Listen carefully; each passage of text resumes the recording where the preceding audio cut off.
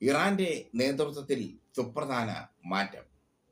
Washington post അടക്കമുള്ള മാധ്യമങ്ങൾ ഇതിപ്പോൾ റിപ്പോർട്ട് ചെയ്തിരിക്കുന്നു. ഇറാന്റെ പരമോന്നത നേതാവ് അയത്തുള്ള അലി ഖമൈനിയുടെ ആരോഗ്യനില മോശമാണെന്നാണ് വാഷിംഗ്ടൺ പോസ്റ്റ് റിപ്പോർട്ട് ചെയ്തിരിക്കുന്നത്.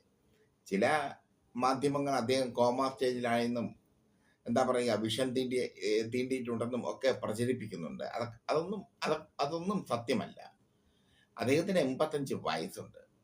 അദ്ദേഹത്തിന്റെ ആരോഗ്യനില മോശമായതോടെ ഇറാൻ രഹസ്യമായി പിൻഗാമിയെ തെരഞ്ഞെടുത്തു എന്ന സൂചനയാണ് വാഷിംഗ്ടൺ പോസ്റ്റ് നൽകുന്നത്.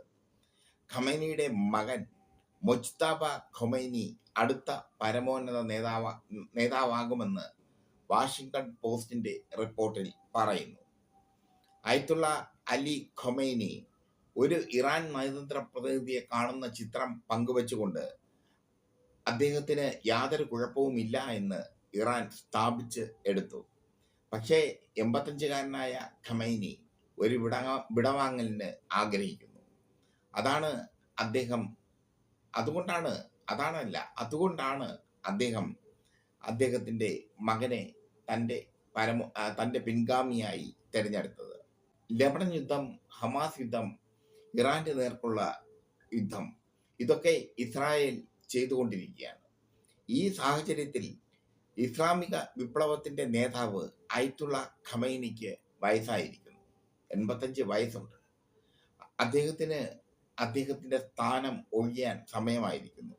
അതുകൊണ്ടാണ് തൻ്റെ മകനെ അദ്ദേഹം പിൻഗാമിയായി തിരഞ്ഞെടുത്തിരിക്കുന്നത്.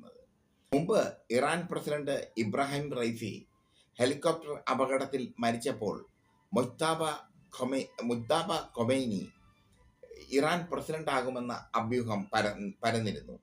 എന്നാൽ അദ്ദേഹം അത് നിരസിക്കുകയാണ് ഉണ്ടായത്. ഖമൈനിയുടെ മകൻ മുജ്തബ ഖൊമൈനി ഇറാൻ പ്രസിഡന്റ് ആകാനുള്ള വാഗ്ദാനം നിരസിച്ചു.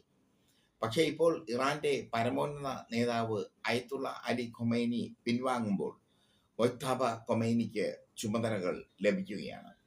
ഇറാൻ എന്ന രാജ്യത്തെ മുന്നോട്ട് കൊണ്ടുപോവുക ഇനി മൊജ്തബ ഖൊമൈനിയാണെന്ന് പാശ്ചാത്യ മാധ്യമങ്ങൾ ഒന്നടങ്കം റിപ്പോർട്ട് ചെയ്യുന്നു.